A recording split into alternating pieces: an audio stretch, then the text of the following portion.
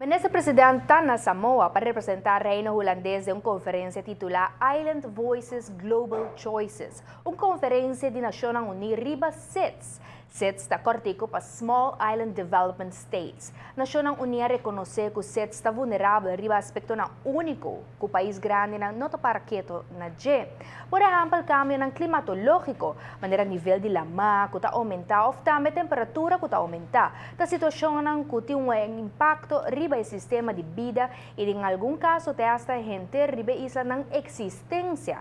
Também tem aspecto financeiro econômico, o país na rondona com água está sentindo o efeito de uma crise econômica muito mais grave comparado com um país situado de um continente, já que uma isla está depender de importação. Teasa por visa que está difícil para uma isla que está caída em categoria de SETS por estar 100% independente.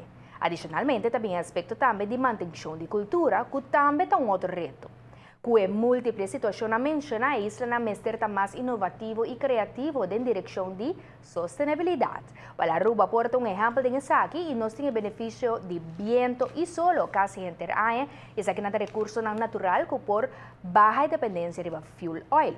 Com isso aqui tem man e como uma isla mais avançada ribe tópico de sustentabilidade do Reino Holandês, nós ministro presidente vai compartilhar informação e no mesmo momento sim de outra isla chiquito de desenvolvimento llamada SITS.